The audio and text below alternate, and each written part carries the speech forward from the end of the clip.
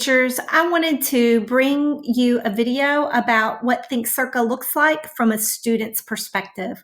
I know some teachers have been hesitant to use ThinkCERCA with their students because they're concerned that it would be complicated or that students might struggle with the platform. But I just wanted to show you today that it's really not difficult for a student. It's pretty intuitive. So I've created a mock student account.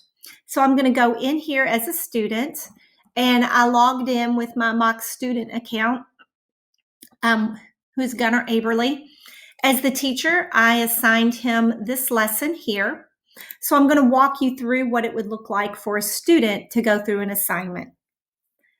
So I clicked on the assignment, and it's going to start me right here in Connect as a student. So I'm going to read the topic overview as a student, and then it gives me a question. Write a brief response based on your personal experience. No right or wrong answer. Write about a time when you saw something represented by a friend on social media in a way that did not tell the whole or real story. And so I can type in here whatever. And as you see I'm typing, you saw that box come over here to the left. So whatever I did as a student is going to be saved right there. It automatically saves their work. So once I'm finished with the overview and my response, I'm going to come up here to step 2, which is read. And I can read this article here. If I'm not a good reader or I want to have it read to me, I can have it read to me here. And then I will come over here as a student, read these multiple choice questions, answer them. I can always go back to the article to look at responses. But for the sake of time, I'm just showing you how, as a student, I'm going to click on my answers. I'm going to submit them. It's going to ask me, are you sure you're ready to? Here were your answers. And I'm going to say, okay. So this is going to tell me how I did. I got 40% on this, and it's going to go back and tell me what the correct answers were and a little bit of a rationale there. Then I'm going to engage with the text as a student. So I'm going to come up here and click on number 3. And engagement is this part about highlighting the text. So it's going to give me some directions here. Reread the article, because ThinkCERCA wants students to engage with the article multiple times. So here I'm going to use my aqua highlighter to highlight specific reasons the article suggests that teenagers are at risk from social media. And then I can add notes. And then I'm going to use my pink to highlight specific strategies the article offers for parents to combat these dangers. So I have not read this, but if I had and I were the student, here's how I would highlight. Again, I doubt this is what it's asking, but I can click that and I can add notes. This is important because whatever. Save. Then let's say this was parents, strategies for parents. I'm going to highlight that. Here's a good strategy because I can add a note and save. So I would go through the article, highlight what it asked me to do in blue, oops, aqua, add a note, pink,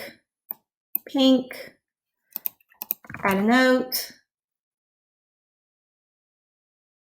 save. So that is step 3, engaging with the text. And I would do that all throughout the text as a student. Step 4 is summarize. So summarize it in a few sentences. Here are sentence frames, and I could use that. Now, as I'm writing my summary, I can go over here and look at the highlights that I did. It tells me what I highlighted in aqua with my notes in my pink. I can go back here and look at anything that I've done. This was my connect step 1. This is what I'm doing in summarize. You can see that there. So if I go back over to here, this article is about whatever. Social media allows users to whatever. So I could use a sentence stem there. That work is going to save over here. And I can also click this icon to save it. Then I'm going to go to build an argument as a student. So the question is, what is the most important thing parents can do to combat the unrealistic expectations set by social media? If I'm not sure how to get started, I can click on this and it's going to tell me what my claim should do. And it's going to give me an example. And it's going to tell me how to not begin, I think or I believe. So down here, I need to write my claim. Write an opinion or position in response to the question, and it's going to give me an example. So I'm going to say the most important thing parents can do to combat unrealistic expectations, whatever. And then I'm going to click down here, add my claim. Then I've got to build my argument, and it's going to tell me here, these are the pieces that I need to use to build my argument. So I can give a reason. One reason is whatever. And then I'm going to click on evidence. For example,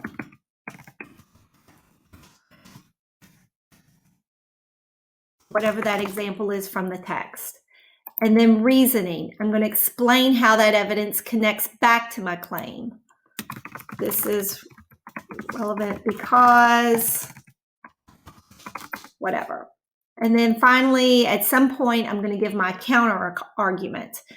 And it's going to tell me what that is there. So all of that is going to come over here. Enter. If I need to save it, I can click on save it. Is here.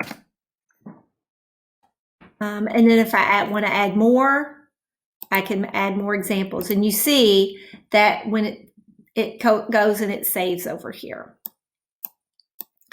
So this is where the students are going to build their argument. And all of their work is going to come over here and is going to save for them. And anytime a student wants to go back and see what they highlighted so that they can copy and see what that evidence was or those reasons were, they could go back to their highlights and it'll show them what they highlighted. So they could copy and paste and use that. So here is where I built my claim with my evidence, my reasoning, and my counter argument. So as a student, I could copy all of it to a draft or copy parts. So I'm going to say copy all of it to a draft. And you noticed it clicked over here to step 6, create your CERCA. So everything that I typed in all of those cards shows up here. And then this is where I would have to put it together with an introduction, with transitions. I can go back over here and I can move things around. If I go back into build an argument, I can move these cards around. Some people will want to have an evidence before reasons or a counter argument here. So as a student, I can move these cards around into whatever order I want them to be in. And then I can copy that all over here into my CERCA. So just copying it isn't the final response. That is where they have to add their transition and they have to build it into a cohesive response. And then finally, submit assignment. It's going to ask me, have I developed it into a solid response? That's what happens in step 6.